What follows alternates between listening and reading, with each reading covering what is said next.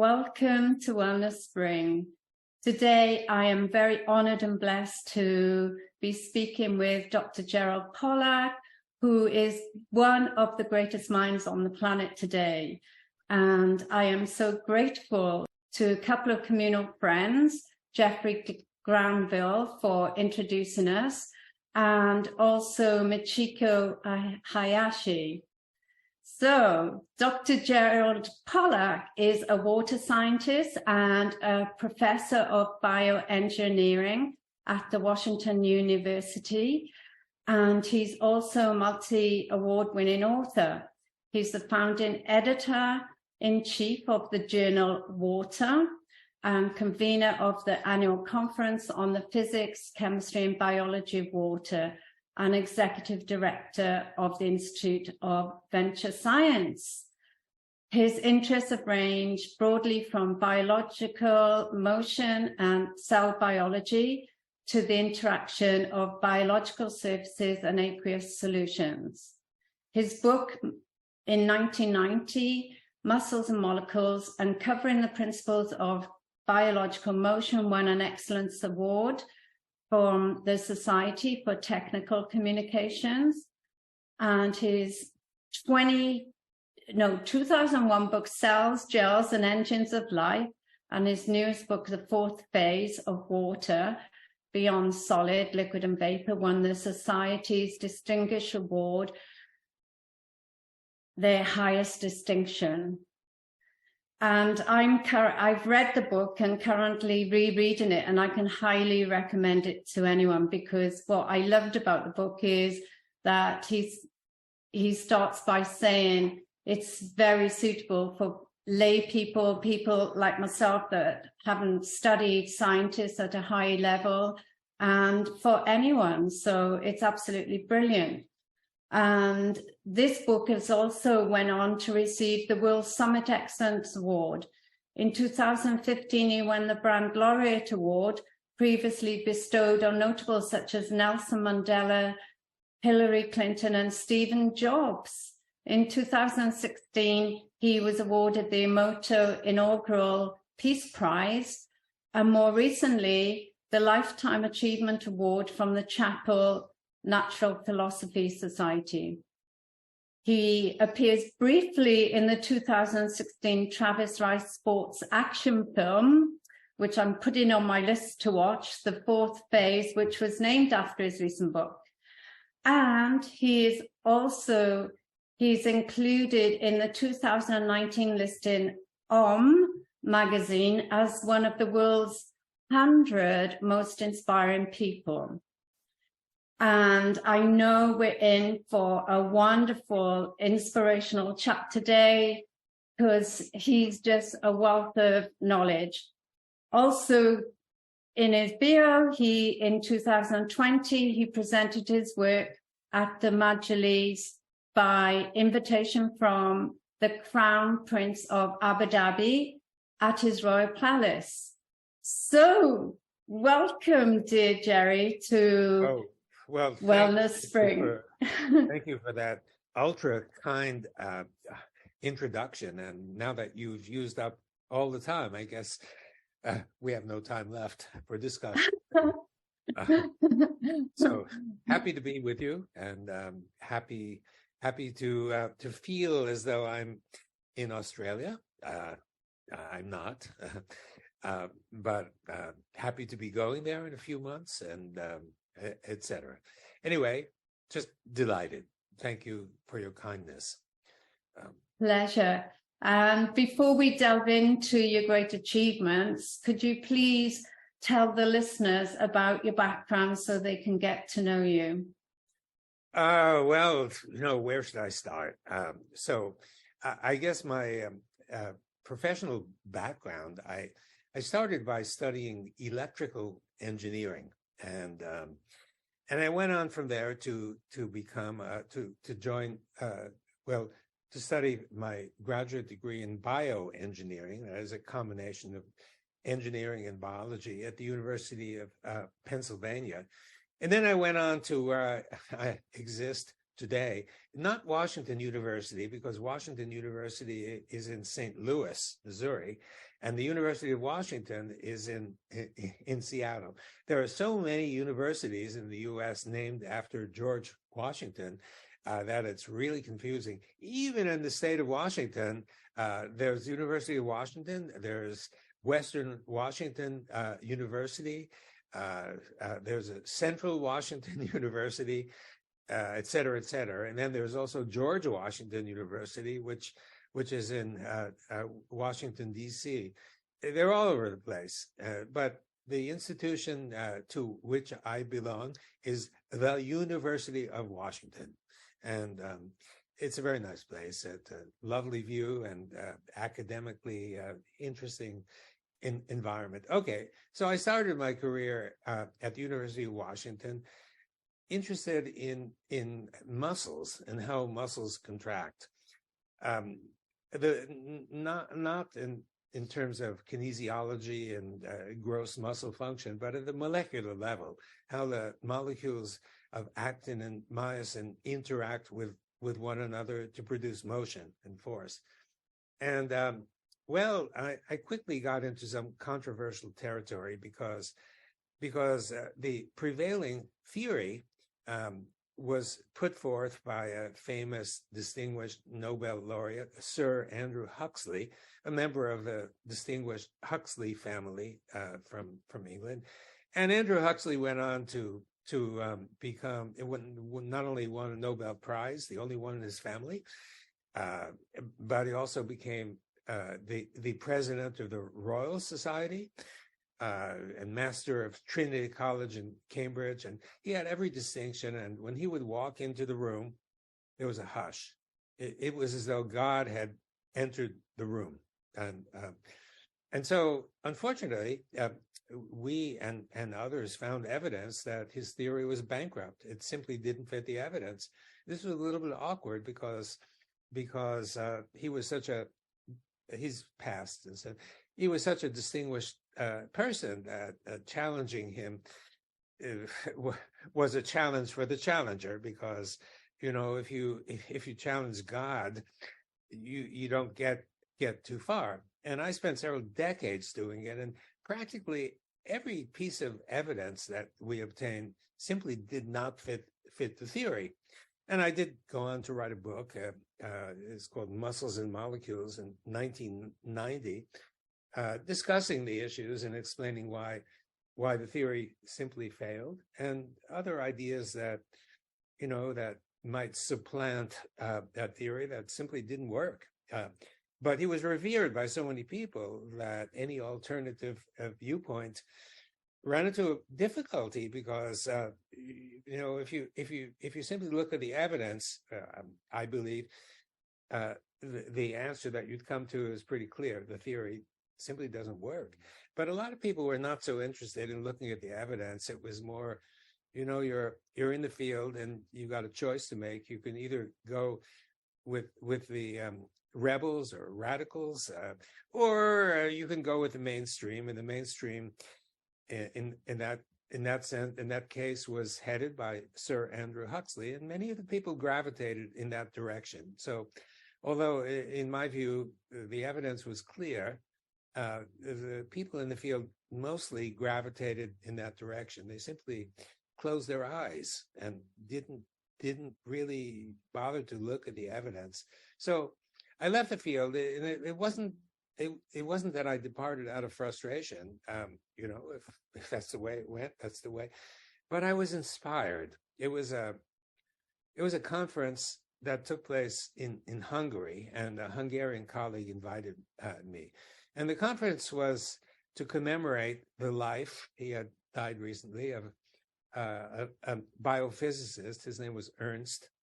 And he had two areas of interest. One was muscle contraction, and the other was water. And his viewpoint on both of those was not mainstream.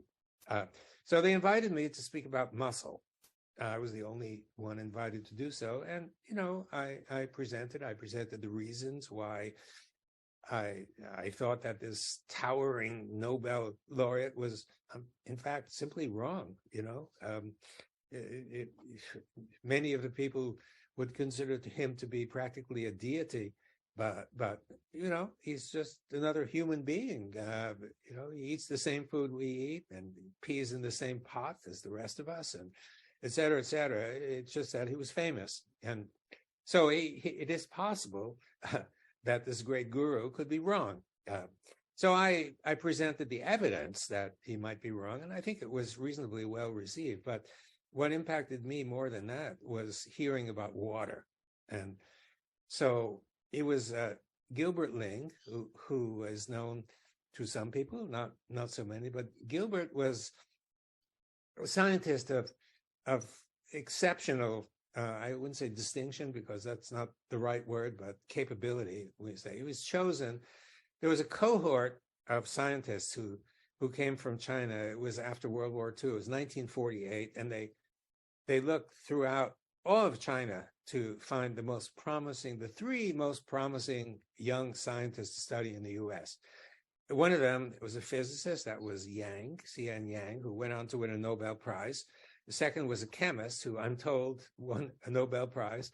And the third one was Gilbert Ling, a biologist who should have won 2 Nobel Prizes at least, but he was rejected, reviled, rejected, because he was too radical. And his viewpoint, which was presented at that Hungarian meeting, his viewpoint was, in biology, the water is not like this stuff in my glass. He said, the liquid water, the molecules are randomly oriented and bouncing around a fierce number of times each second or even each femtosecond.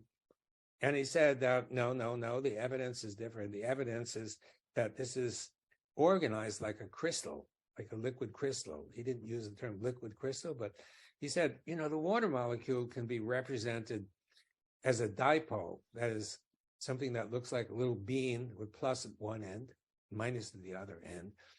And if you have beans like that, you can imagine they could stack with the positive of one bean attracted to the negative of the other bean. So you could stack quite a ways. And Gilbert had a lot of evidence for this so-called structuring of water. He called it structured water. And at the same conference were perhaps a dozen people who had evidence to support that point of view. I was amazed. I was completely taken aback by all the evidence, and so I was stimulated to carry out further studies of this stuff because it seemed so interesting. So when I came back, I gave one of his books to several of my students to look over, and the responses were uniform. If this guy is right, and it looks like he might be right, then all of biology is wrong. Because, biology is built on the idea that inside the cell is ordinary liquid water, and molecules can float around, diffuse, whatever, through the water. But if the water is like this crystal, then molecules can't move around. And so this is so fundamental to all of biology that it seemed to them, and therefore to me also, so interesting. And it was so interesting that the first thing I decided to do was write a book. And the book is called Cells, Gels, and the Engines of Life. The purpose of the book was to present Gilbert Ling's ideas, largely to present Gilbert Ling's ideas in a palatable way. Now, Gilbert, brilliant as he was, he died at age just shy of 100 a couple of years ago. Somehow his English vocabulary was limited, and he'd never heard of the word editing.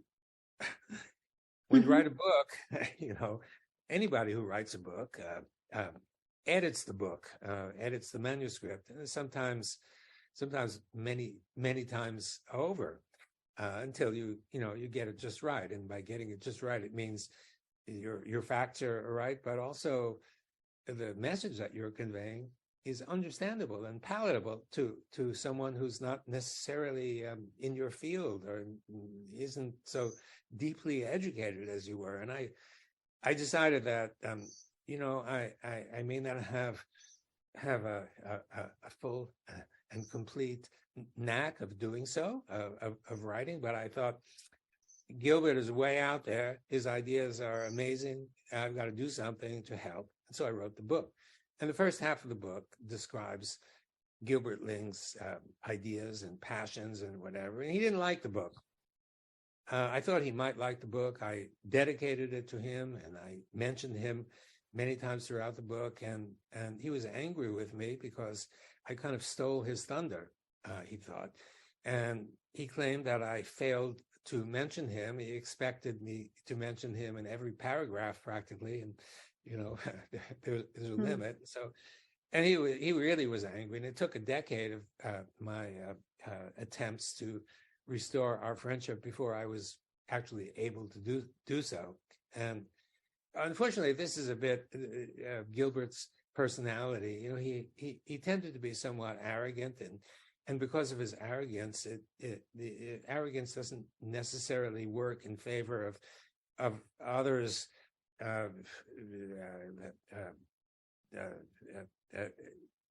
glomming onto your unconventional ideas. Usually modesty works better than arrogance. You can't come across saying, I'm right, you're wrong, and blah, blah, blah. It doesn't work.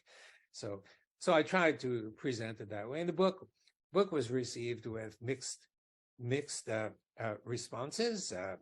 Some of the people who knew of Gilbert Ling and his work, they said, pay no attention to this book. It's nonsense. We all know that Gilbert Ling is a crackpot, and therefore any book that's designed to describe Gilbert Ling's work must likewise be a crackpot. And on the other side, there were quite a few positive views, the best of which came from a cell biologist from Harvard University who said, this book is a 304-page preface to the future of cell biology. I like that one better. So at any rate, after writing the book, since this was so critical, all those stuff, we started doing experiments. And so I think maybe it's best if I stop at this point, because I've already used up so much time describing what you asked for, which is what's your background? How did you get into all this stuff? So that's how we got into all this stuff. And, well, you did cover a lot, and I'm just fascinated because it is a cutthroat industry with science, and you're very vulnerable. It's almost like you're naked because everybody's micromanaging and checking and so forth. And then, like you said, Sir Andrew Huxley was like a god, and you challenged him. That takes a lot of bravery and courage to face someone and challenge them, knowing that, you could be wiped off the scene, if you like. Absolutely. So how did that feel? Oh, my goodness. Well, the emotions were mixed. I had truth on my side. It was so clear from so many experiments that didn't fit that, unfortunately, theory was wrong. I began my career being attracted to the theory. Theory by a famous Nobel laureate, very important, but it just didn't work. And so I felt buoyed by the fact that we had truth on our side. On the other hand, I also felt a bit intimidated, especially at first, because this was a great man, and who was I? Just a young scientist. But and I remember when I first met him, I took a trip to London. We had 3 different experiments, really fundamental experiments that didn't agree with his theory, and I wanted to present it to him and discuss with him. And I remember going to London and sitting on a bench a kilometer or so from his laboratory, and feeling trepidation. I'm going to meet the great Nobel scientist, and who am I?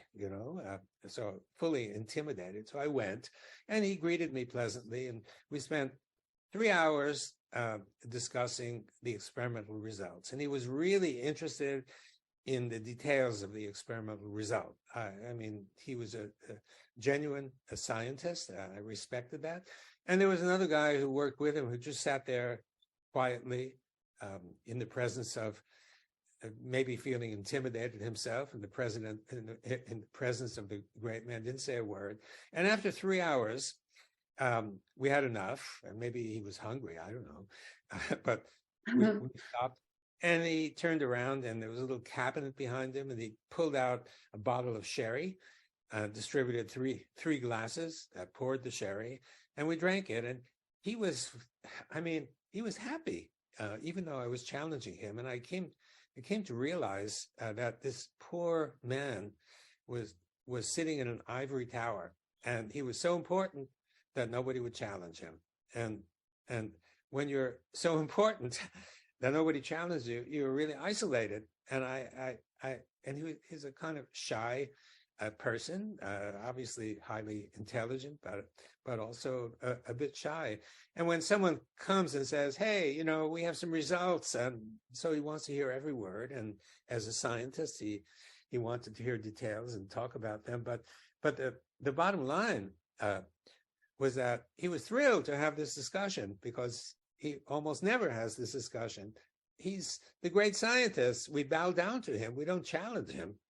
So, I felt gratified that I was in no such position. Everybody challenges me. I don't, I'm in the thick of it. So anyway, that gives you, I can't remember what was your question? Yeah, what was it like to be being in his presence and challenging him at a young age, and knowing that your career could be on the line? Right. My career, this is definitely career is definitely an issue, and I was fortunate, and I had quite a few students, and the students reached exalted positions. And when I applied for a grant, it often was one of my students on the review board, and fortunately, and so I consistently was able to get funding. That's not true anymore. I have opponents in the field of water, and even in my own department, there are 3 faculty members who are actively against pretty much everything we do, and I wouldn't say they're hostile, but scientifically they're hostile, making it, and they're free to pass on their sentiments to anybody who wants to listen throughout the university, or even beyond. So it's not a, you might say, a friendly place, and I've kind of gravitated to doing our work.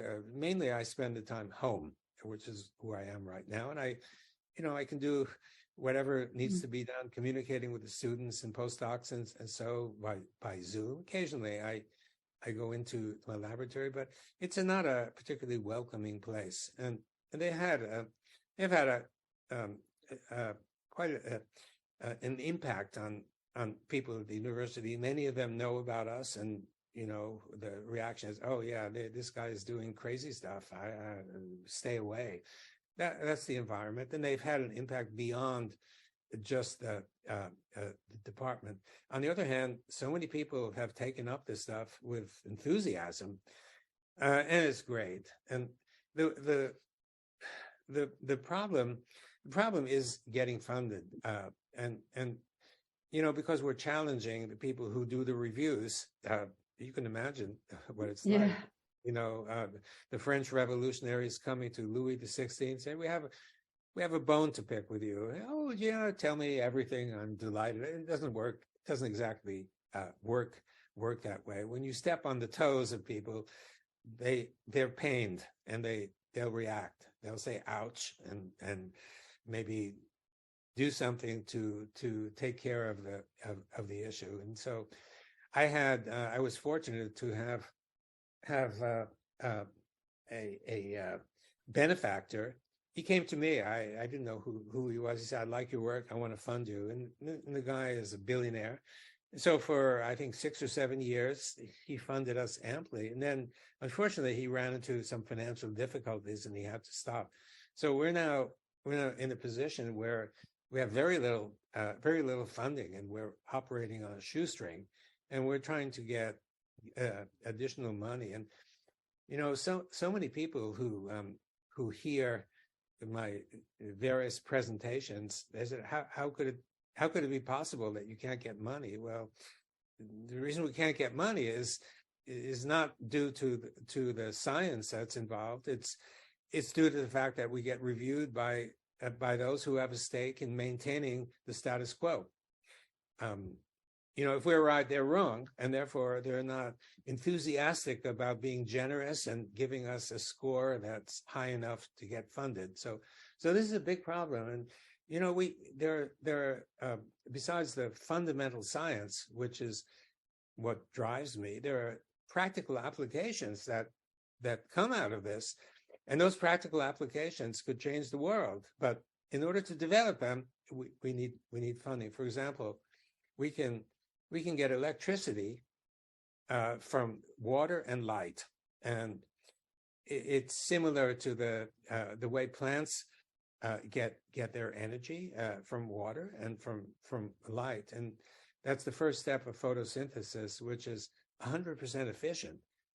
We have something similar to that, if not that, and we have proof of principle. You can stick electrodes into certain regions of the water that become oppositely charged. The so-called structured water, which we now call EZ or fourth phase water, is negatively charged. And the region beyond that, where you have ordinary liquid water, is positively charged. And so we stuck one electrode in the negative, one electrode in the positive, and we demonstrated that we could light a light bulb, or actually a light-emitting diode. It's really astonishing to see. So this has promise to solve the problems of the world in getting electricity. And it's so simple and all entirely renewable. But in order to develop it, it's necessary to get funding, and it's hard because it's based on principles that various people feel intimidated by, don't like it. But this has a future, and we also have proof of principle in a filtration. We have a filtration device that again comes out of the fundamental science. It has no physical filter. It's like I'd say, I hesitate to use the term, but like a black box, and you put contaminated water in, and that water divides into fourth phase water and ordinary water. And the fourth phase water, it's called EZ or exclusion zone water because it excludes contaminants. And we tap that water, we pull it out, and we have clean water. So you put in contaminated water with pharmaceuticals or microplastics or what have you, and using only the energy from the sun, and basically you can filter the water, so to speak, and get uncontaminated drinking water.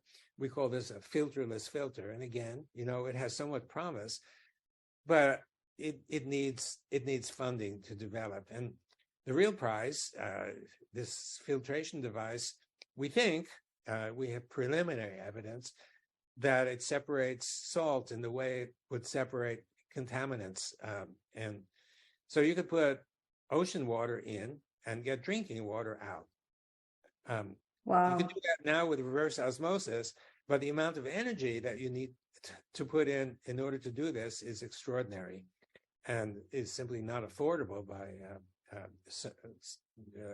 except, for example, in the Middle East, where oil runs like water, so to speak. And so, thinking about achieving this from the energy of the sun, like the Middle East, where we got lots of sunshine, but you don't have much drinking water, so you can take ocean water, salt water, and create it.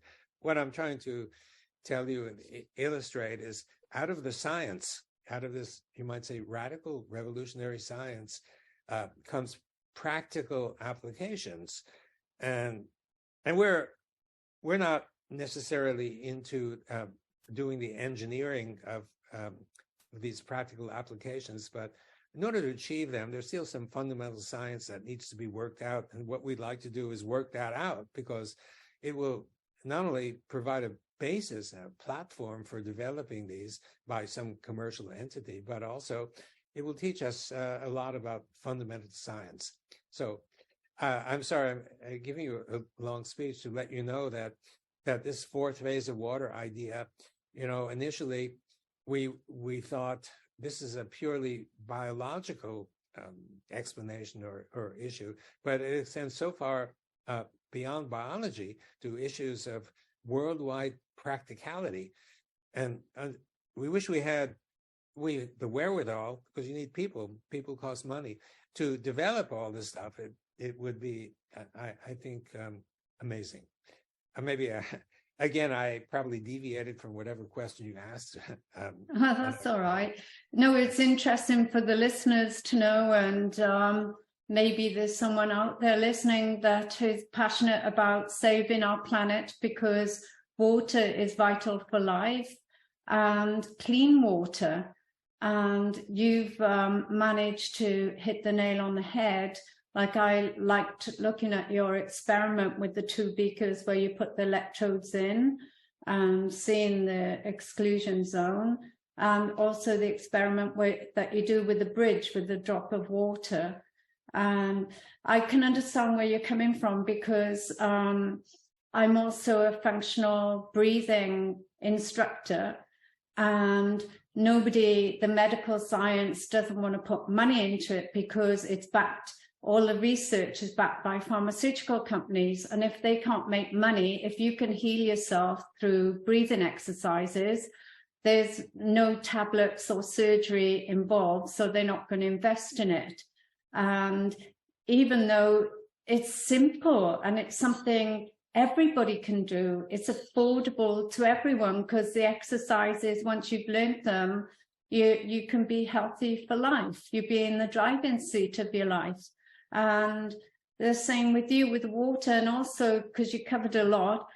I agree with you. Even everybody has to have the same basic needs of eating, drinking, sleeping, and going to the toilet. And we do put people on a pedestal, but I believe that we are all sovereign. We're all, we chose to come here. When we die, it's only our physical body that dies, and then our spirit or soul, or whatever you want to call it, goes back to the universe. And I'm fascinated about water, because now lots of people are saying water is consciousness.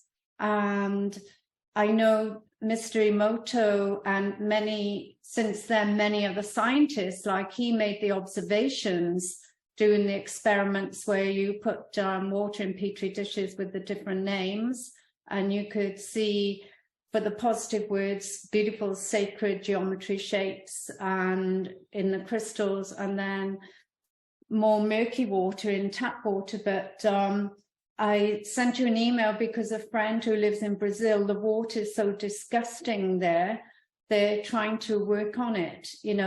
Most people don't want to drink bottled water, or they can't afford bottled water. So what you're offering is a solution, because in Europe right now, there's a lot of droughts. The rivers are drying up. So you're offering a solution to the world crisis with droughts and contaminated water, because even like in the air that we breathe, there's a lot of pollutants. So, and then that ends up in the water. So would you like to explain what the easy water is? Sure. Yeah, we deviated from that.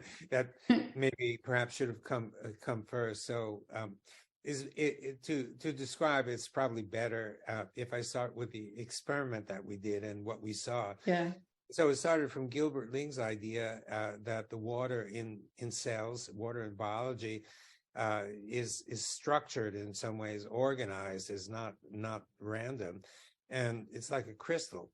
And when crystals form, if the crystal is pure, it can be pure only if whatever contaminants had been in it get excluded from it.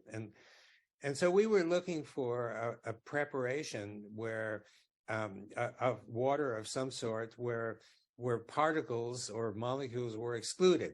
That was the premise. And we found it pretty quickly. What we did is we took an experimental chamber, and in the chamber we put a gel, like gelatin dessert. It wasn't that, but it's kind of like that. And we added water, and we put some particles, little spheres called microspheres, in the water, very tiny. And we looked in the microscope, and we found that adjacent to the gel, there was a region of water where all the microspheres were excluded, and we could watch it with video, and we could see, or with our naked eye, and we could see that zone, which we called exclusion zone because it excluded, the zone kept growing, and and reached a stage where it was actually rather large on a molecular scale. At first, it was 50 micrometers or so, which is the thickness of half of one of your hairs. And later we began to see larger ones up to even a millimeter. So by molecular standards, that's practically infinite.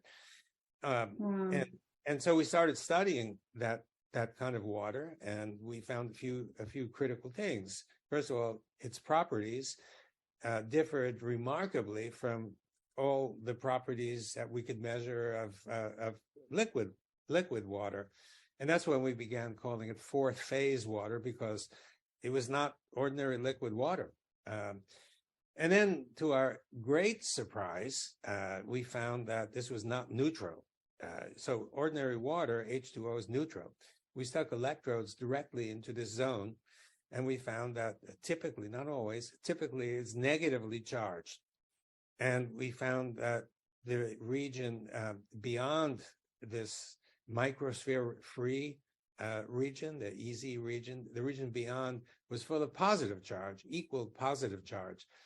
And so what we surmised is that the water molecule, which started the whole thing, it was broken into OH minus and H plus. The H plus was in the ordinary liquid, or we say bulk water, and the OH minus is gathered together to form this exclusion zone.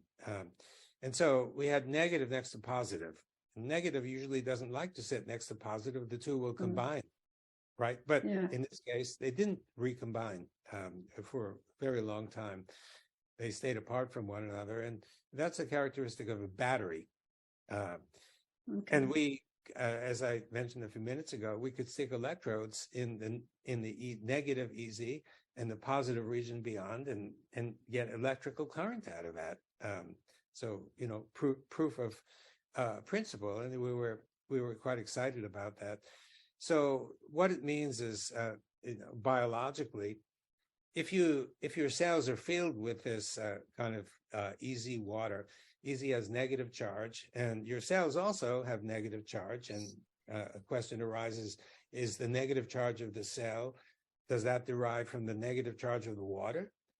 And I think the answer is yes, although conventional biology says that the reason for the negative charge of the cell has nothing to do with that and everything to do with membrane pumps and channels.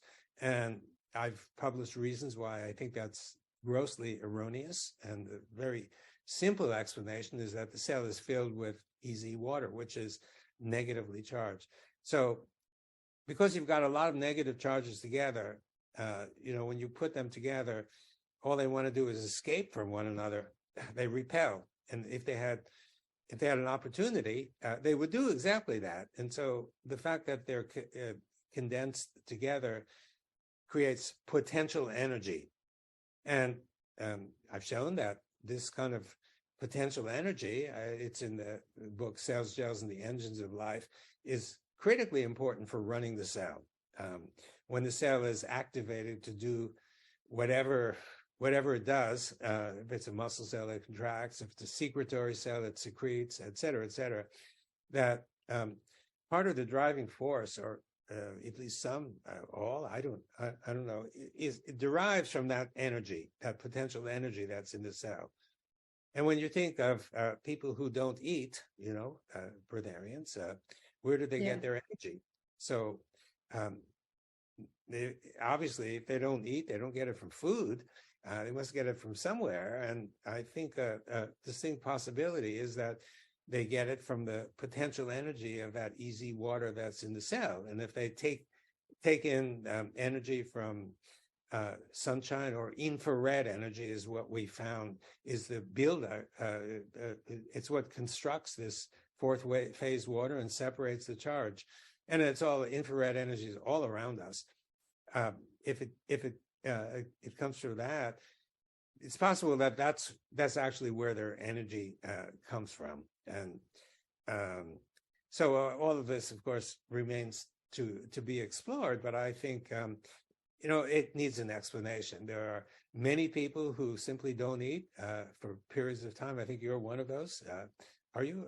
Yeah. No, I'm not. But my friend Jasmine, I have over the years done fasting, but I've usually had drinks of water. I've done a water fast and juice fast and different things over the years. But Jasmine is probably out of the three original leaders, because your friend Jane has passed, Prahad Jain, who was 75 years as a breatharian.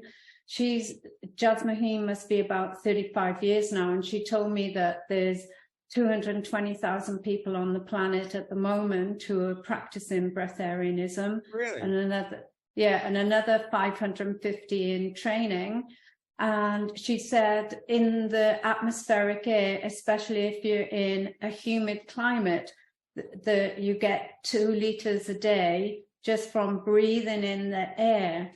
But they do salute to the sun, like yoga exercises, and they're drawing on the energy of the source. And they're all perfectly healthy. They're super fit. Like, I caught up with her in person in Sydney a few months ago, and I couldn't stop looking at her because she's shining so brightly and she's radiating good health, and she doesn't eat or drink. And it's like, wow, how can this be possible? But it works. And I had a French friend who was a breatharian for a while, and he gave a talk at one of my events. And, people will always disbelieve. And it's like with your friend Ling that you were talking about, didn't know about the word editing. We come from different cultures. We're living in a multicultural world, and what's good for me might not be good for you, could be rude or impolite, and our way of thinking and our upbringing. But yeah, to get people to change their minds about living off air, and the sun. But there's power in the sun, and there's power in the air. And there's a lot of religious people who think that spirit is in the air that we breathe, and consciousness is in the air that we breathe, and there's water everywhere. And as you say, the planet is about 70% water, and we're about 70% water. And I believe I've heard you say out of each cell is 99% water. Well, 99%, just to make that clear, the cell is by volume, roughly 2/3 water. But, if you convert by volume to the number of molecules, see, in order to fill that 2/3 with water molecules, the water molecule is so small that you need a lot of water molecules. So if you were to line up all the molecules in your body one by one and start counting, you might count 99 out of 100 will be water molecules to make up that 2/3 volume. People get confused by those two determinations, and the numbers that you get out of them differ, whether you talk about number of molecules or the volume. So yeah, it's and I just have a comment to make on the humid air. See, so the humid air is filled with water, and in my fourth phase book, I demonstrate that the water that's in the atmosphere is not single molecule. There may be some single molecules of water, but a lot of the water that evaporates is actually little droplets, and it's actually confirmed using videography. Tiny droplets that evaporate. You could see that if you go into, for example, a coffee shop, and you can see the vapor that's coming up out of the hot coffee or hot tea if you have a dark background, and your eyes can't detect anything in the air or anything unless it's bigger than the wavelength of light. Roughly, the wavelength of light is about half a micrometer or something like that. And so the fact that you can see the vapor coming out of the coffee means it can't be a single molecule. It must be giant clusters of some kind that are at least a half a micrometer or 1 micrometer. And there are actually people who have photographed it. It's actually 30 or 40 micrometers, which is, I don't know, a gazillion molecules of water, it must be. But we found that a droplet of water, that droplets are surrounded by EZ shells. So if you have a droplet, it's got like an onion layers surrounding it, and the inside is liquid.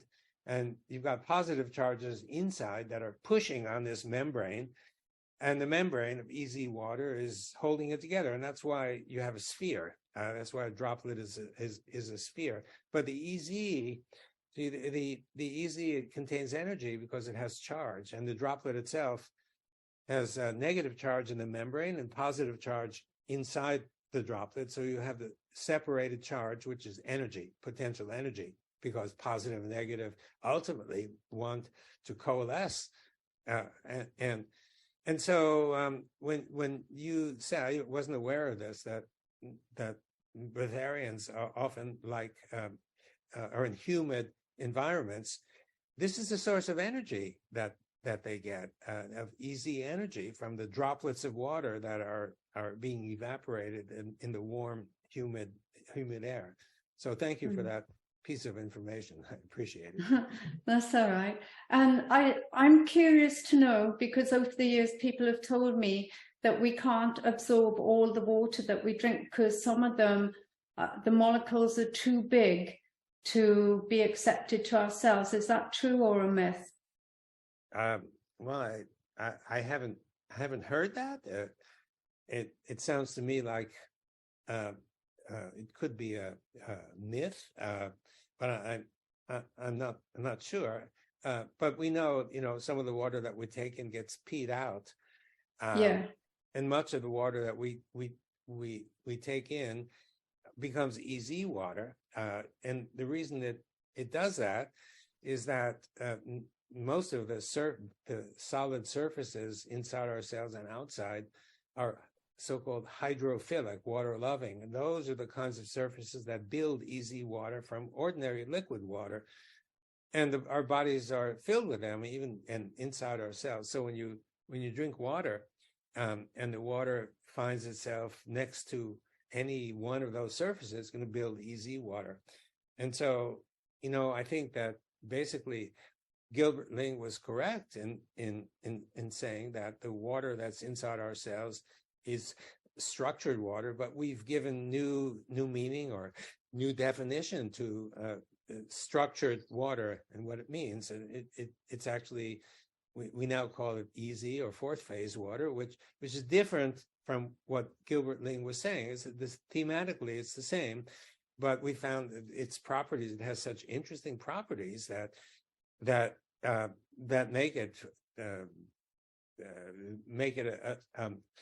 a storage site for energy, to provide energy for our bodies. So our cells are filled with it, and if our cells are not filled with it, then our cells are dysfunctional or even pathological. So a therapeutic route for many people is to build EZ water in your cells, and there are a half dozen different ways that we know, very simple ways that to do this. Can you give us one example? Okay, one example, only one. 6. Okay, one. Sauna, or as the Finns say, sauna, and as the Russians say, banya. And so what is that? Well, it's hot, right? And heat is essentially the same as infrared energy. not exactly the same, but basically the same. So, you know, in your hot oven, you see the glowing red coils, and you say, well, it's generating infrared energy, and you feel the heat, and you can see the orange glow, all that. And but it's more than just your oven or your toaster. It's all around you, and you could actually confirm that by turning off all the lights in your room, so neither you nor your cell phone camera could record anything or see anything. But if you were to whip out a camera with an infrared sensor instead of a visible light sensor, you get a beautiful image of everything around you, even in complete darkness. And that's because the infrared energy is joining. So if you're sitting in a sauna, you're absorbing that a huge amount of infrared energy. And we found that infrared is the key element in building easy water. A very tiny amount of infrared light can expand the exclusion zone by a factor of 10. It's really powerful and specific. So visible light doesn't do it. Ultraviolet light doesn't do it. But infrared light is supremely powerful in doing it. So you're sitting in a sauna, you're receiving that. You take off your clothing, which means that you absorb even more of it, and after 20, 30 minutes, you come out feeling good. So you may enter into the sauna feeling exhausted and maybe a few pains here and there, and you come out feeling really good. And I think the reason is so simple, is that the infrared energy builds easy water. We confirmed that. And your cells need easy water to perform well. So there you go. You asked for one, I gave you one. Thank you. Yeah, because I usually say to people, because we've got trillions of cells in our body, and I've seen them under the microscope, because there's so many, you can have live blood analysis today and see your own cells. And just from a tiny pinprick, you see thousands of cells. So I say, they're moving, so they're touching each other, and it's friction. So obviously, if you rub your hands together, you can feel the heat. And then just by pulling your hands apart, you'll feel something. And we know that we're electric beings, because we go to hospitals and we can have ECG, EKG, and so forth to see the recording. And you talked about droplets, and you also talked about we've got easy water in our cells, because if we're 2/3 water, a lot of people would say, okay, if we have a cut, why doesn't it come gushing out, like when you turn on the shower or the hot water tap or cold water tap?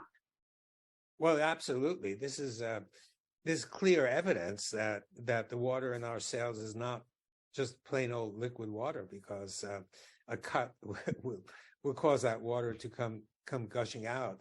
But it doesn't come gushing out. The blood does come out, but not much of the water. And the reason is that the cells are filled with easy water, and easy water, by its very nature, it sticks to the surfaces that nucleate them. So it may be protein, it may be nucleic acid inside the cell, but the water is sticking to it. The easy water, the fourth phase water, is sticking. So it doesn't want to come out. And if you could somehow pull it out, which there are ways to pull it out, you find a gooey substance that's sort of like raw egg white, not liquid water. So our cells are really filled with this stuff. But regrettably, the textbooks have not caught up with it. So what we learn in the textbook is that the water in our bodies is just liquid water, plain old liquid water. And if you start with that assumption, that erroneous assumption, then you wind up with mechanisms that are very, very complicated, because they're not right. Nature works. I believe that the principle of Occam's razor, if you're aware of that, came I think about 8 centuries ago from Sir William of Occam, who said he was talking about God, and he said there are 2 hypotheses. One is God exists, and the other is God doesn't exist, and so therefore you have two hypotheses, and if you want to find out which one is right, take the simplest one. It's likely to be the correct one, whether it's that God does exist or God doesn't exist, the simple one. And then a few centuries later, Isaac Newton thought this was a cool idea, and he said it should apply in science at all. And he said mechanisms should work by the, quote, shortest way possible. In other words, the simplest way possible. And science followed Newton for a few centuries, and virtually every scientist knew that basic principles were simple, and if they were not simple, they were probably not right. That changed maybe a century ago, and with the advent of quantum mechanics and such, and so we no longer talk about simplicity. We talk about abstract mathematics. And some of us, and I'm included, feel that Mother Nature doesn't work by abstract mathematics. Mother Nature likes to work by simplicity. And so I maintain a certain degree of skepticism about all of the mathematically based ideas, abstract ideas. And I think Mother Nature, in her wisdom, operates with a degree of simplicity. So my own approach is in any area of science, if the mechanism is too hard for me to understand, either it's due to my limited intellect or it's wrong. And I used to think it was due to my limited intellect, and I now find out that I think it might be wrong. These mechanisms all come down to contributions from human beings, and we all know that human beings can be wrong. Exactly. So a lot of science it develops that way, and in my own point of view is begin with a foundation of simplicity. And if you want to get to the right answer, that's the way to go. And so I myself find, I've been studying water, and I studied muscle contraction, and I'm now into other areas where the same principle of simplicity, I think really must apply. And so I can just tell you, for example, I've done a few presentations about earthquakes and volcanoes. Now, what on earth does this have to do with easy water? Well, there's a lot of water down below us, so-called primary water. And if the primary water is near hydrophilic surfaces beneath the earth, it's going to do the same thing as what we found and reported in that book. If so, you've got easy water that's clinging to the surfaces below. And at the same time, you've got protons. Remember, the charges need to be equalized. And so you've got protons floating around. And those protons repel one another. They want to get away from one another as much as possible. So when you think about the energy that underlies volcanoes, for example, you raise the question, is it possible that these protons, these charges, when they build up sufficiently, they'll break through and cause a volcanic eruption? Well, volcanoes they're mostly water that comes out. And the volcanic eruption of, I think it was called Tonga or something, in the past year, it was theorized that it increased the water content of the atmosphere by 5%. Imagine one volcano increasing by, so it's a lot of water that's obviously not just water, but there's a lot of water that comes out. And you can also, if you peruse the internet, look at images, you can see lightning coming out of the volcanic eruption. And so I'm just giving you as an example of application of easy water to phenomena that you'd never think would be related. And the same with earthquakes. Where does the energy come from? You can surmise that the Earth was endowed with a whole lot of energy at its birth, and it's using that. But it's been a few years since the Earth's birth. Not 1,000 years or 1,000,000 years even, but I think about 4 or 5 billion years. And you'd think if the Earth was endowed with a kind of energy that by now, it's been a long time, you wouldn't have too much of that, but we get earthquakes and volcanoes all the time, and maybe they're even increasing. So the energy has got to come from somewhere. And yeah, I'm just giving you an example of how not only I know on an energetic level, every time there's a natural disaster, the communities come together and really, build as one. And usually, like tsunamis, Michiko said, usually when there's a tsunami, it's all the man-made stuff that disappears, and it's only nature that's left. And spiritually, I think we're entering an era where spirituality and science are blending, and it's all about following the steps of nature and keeping it simple. Because look at the trees and the flowers, they grow so easily. And if a flower's wilting, you give it some water and it springs back to life. And, they're happy just being a tree or a flower or something else, but they know who they are and what they are. And everything happens naturally in our bodies. We're not thinking, is my heart beating? Am I breathing? And so forth. Everything is happening magnificently, and we forget, and then we complicate it with so much taking pills and this, that, and the other, and instead we can just relax and just be. But we talked about sailing earlier, and I used to love doing the twilights because you see the fluorescence coming up on the water, which is really beautiful. And my partner, because we were both listening to one of your talks about the clouds, and as you said about the droplets, because obviously we're sailing to different currents of water, and it could be a warm current, and obviously then the warm air rises, and then you meet cooler air, and clouds form. And he said to ask you, because he's heard you say that the Earth is negatively charged, not neutral. He said the Earth does also have magnetic fields. So if the Earth has a magnetic field, it must have a positive and negative poles. That also implies that the Earth is positive and negative and just not one or the other.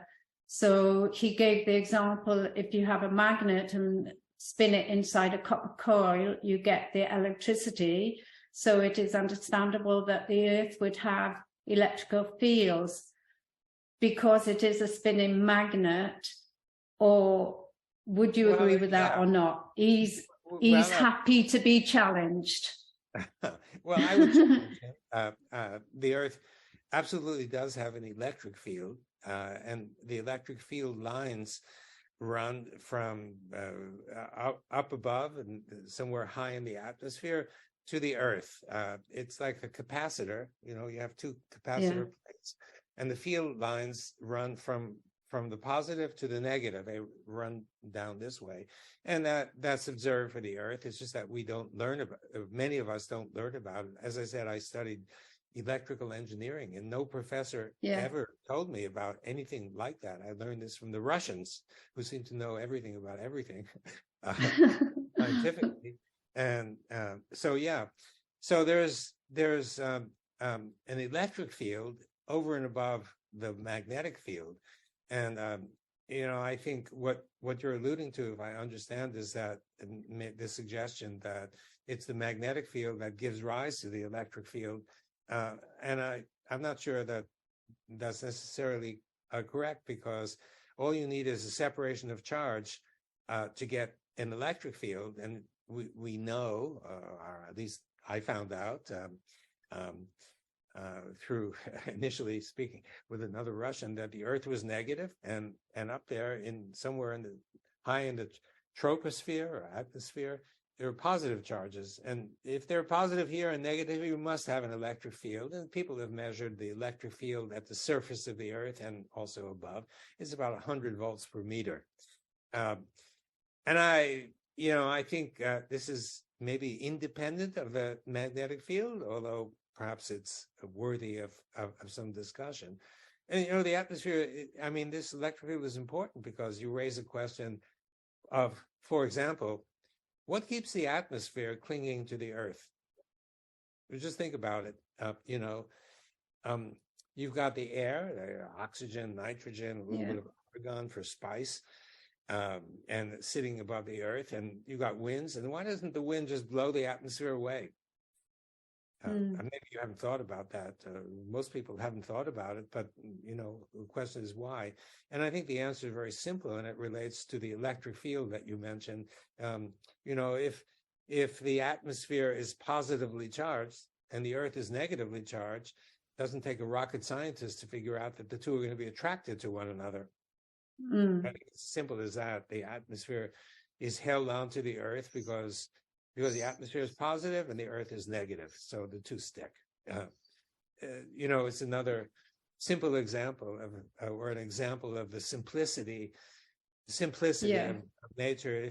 If you're onto what, you know, I believe is the correct answer, then it comes out simply. It's not complicated. You don't have to invent seriously complicated theories to explain how this works. If they're really complicated, it's a sign that you're on to the wrong idea.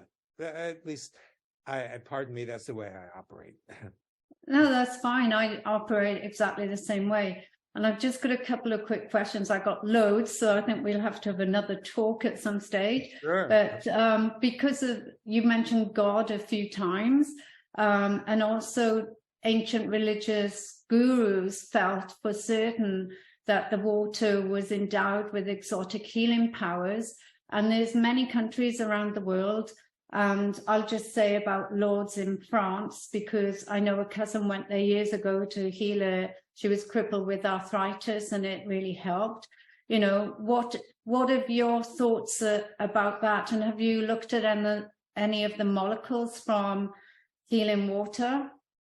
Yeah, various colleagues have done that. We haven't so much, but some of the spring waters, including from Lourdes, I believe they contain easy water. And I remember seeing a slide at a conference, maybe a dozen years ago, and I was really curious looking. And these people had studied the healing waters, not only from Lourdes, but other places where there are known healing waters. And I looked for a sign of easy water. That sign is usually the absorption of light at a wavelength of 270 nanometers. This is our standard, and we've come to see it numerous times. And so I remember seeing it from Lourdes, and there are colleagues of mine who look at spring waters and do spectroscopic measurements similar to what I just described. And I've seen the results, and they vary. But some of the spring waters contain huge amounts of easy water, and some less. And I can't remember about Lourdes, whether it was a lot or not so much. But I think the answer lies in. I would suggest that perhaps the answer lies in that. So if you drink easy water, or if you drink water, I should say liquid water that contains appreciable amounts of easy water, because you can't get, I think it may be impossible to get pure easy water for reasons we could discuss. But if you drink waters like spring waters with appreciable amounts of easy in them, what you're doing is you're bypassing the need to. When you drink ordinary liquid water, it gets converted to easy water. But if you drink the easy water, you don't need to undergo the conversion. It happens naturally. And so it may be that your friend who drank the water, your friend got ample amounts of easy water from Lourdes, and it was the restoration of easy water in her cells, could be, that were responsible for reversing the dysfunction. I think it's critically important that if what I've been telling you is correct, then a simple therapeutic route is to increase the easy water in your cells. And I gave the sauna as one example, but this is another example. Just drink it. and you can also But where can people buy easy water? Well, there are various companies that tout their water as containing easy, and to convince me that they need to do the experiment to really verify that they've got it. I feel honored that a lot of companies say, hey, well, this contains fourth phase water, easy water, that, we made a bit of impact. But I think one needs to see the experimental evidence before accepting it. Yeah. It's not. I know a friend of mine in Brazil. Sorry, he's, I sent you a link. He's Celsius, worked with 5 scientists there because they said the water in Brazil is really bad, is very contaminated, and that most people don't even like drinking the bottled water. And he's got a board with sacred geometry shapes, and he puts crystals and magnets. And he said if you leave the glass of water on for 8 hours, then it's like what I think could be like easy water, because he said all the cells, move out. Could be. Yeah, it could well be. Yeah. I think that's going to be in the future one of the solutions to health problems. Is so simple. And, another way to do it is to just go in your backyard and take some fresh plant, take the leaves, crush them, squeeze out the water and drink that water. That water is the water from inside the plant cells. And, fresh new leaves from plant cells are just filled with easy water. So you're drinking it directly.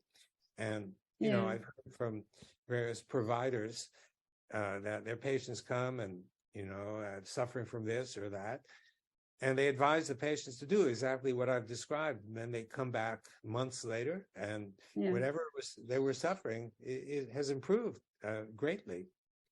Well, as you know, there's so much evidence that water contains information and memory from homeopaths and amazing scientists.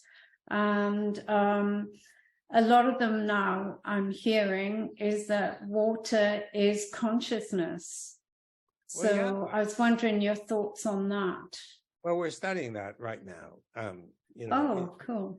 Inspired by Emoto and from the spiritual angle. And, Veda Austin is someone from New Zealand who's taken up this and studying it with techniques that are, some of them are like Emoto, but she's focusing on the repeatability.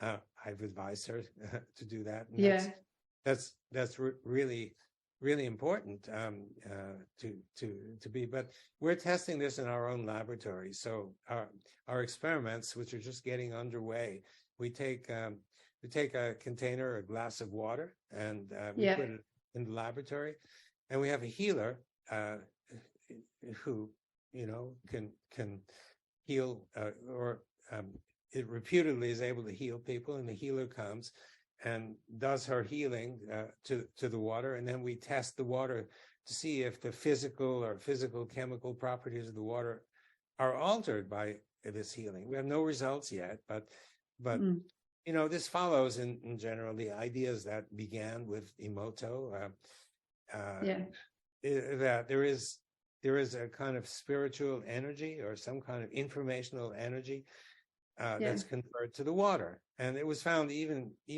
before then, or maybe simultaneously, by the French scientist Jacques Benveniste, who basically lost his esteem in the field of water by suggesting that water had memory.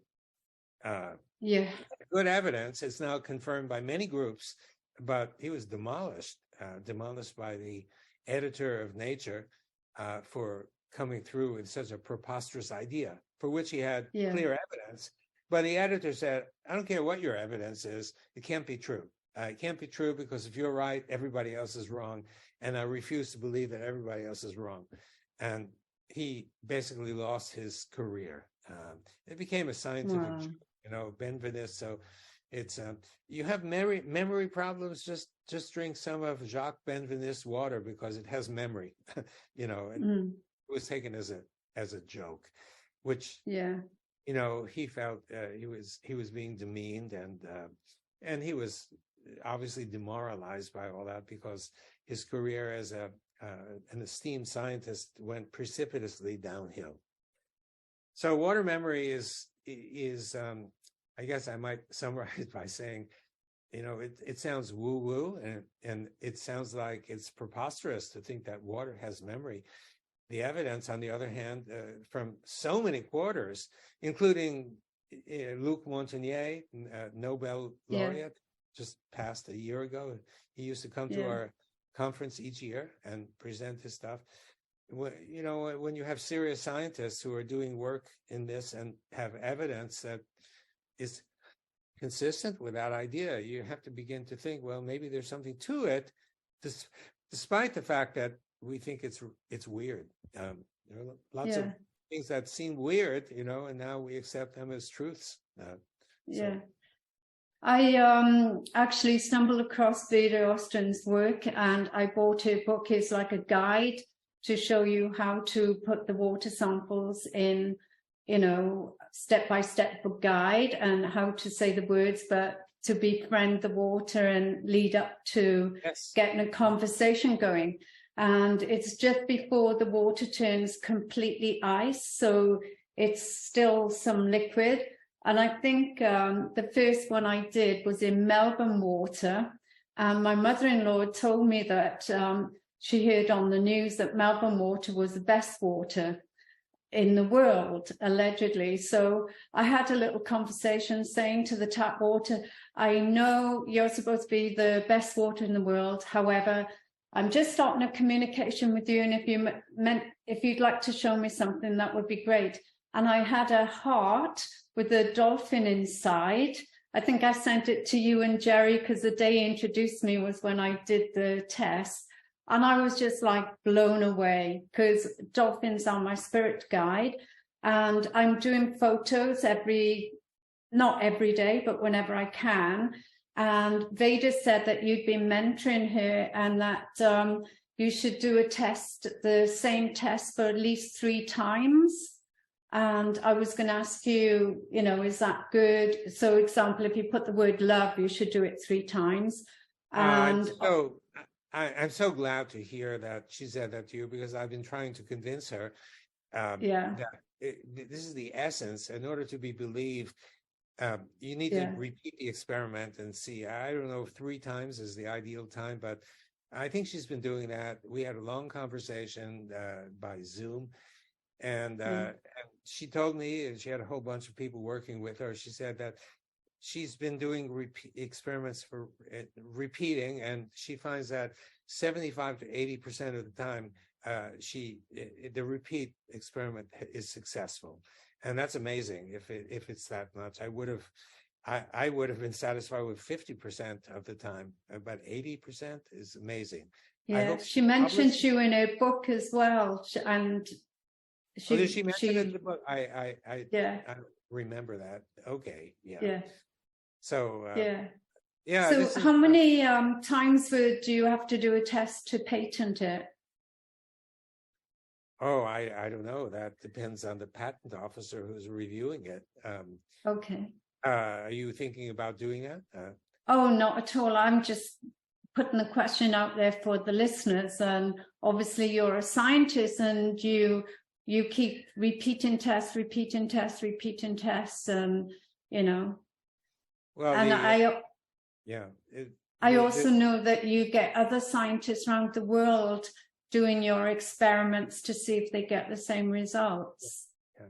The problem in general with doing that in the case of water is that you don't know, or it's not known, what factors might influence the water, and therefore you can't necessarily expect to get 100% repeatability, because it might be that suddenly a sunspot appears and that has an impact on the water, or the phase of the moon, or some cosmic energy comes. It's simply not known, and therefore if these influence water, then you're going to get results that don't necessarily give the same result 100% of the time. So that needs to be taken into account, and a lot of scientists are maybe not aware of this issue. I wouldn't expect in any experiment involving water that you would necessarily have 100% repeatability. Some scientists demand that, it has to be 100% repeatable, but it can't be if there are variables that we don't know about and they play a role. Yeah, maybe electric field, somebody turns on some electrical device in the laboratory, and that has an impact. You don't know, you see. But anyway, if anybody who's doing this experiment, yourself or Veda Austin or Emoto, the repeatability issue is really, really important. Thank you. And thank you for giving up your precious time today. And I'll put your social media notes when we publish this recording. And what is the best way to people contact you if they wanted to donate money to you, for example, or just to follow you? Well, if donate money, if it's a small amount of money, on our website there's a policlab.org. There's a way to donate. If it's a possibility, which we would absolutely welcome, a substantial amount, because to pay for a student or postdoc, it's almost $100,000 a year. And something like that, please write directly to me to discuss.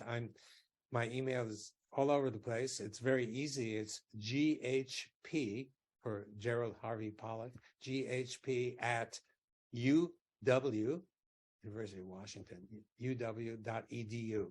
That's GHP at uw.edu.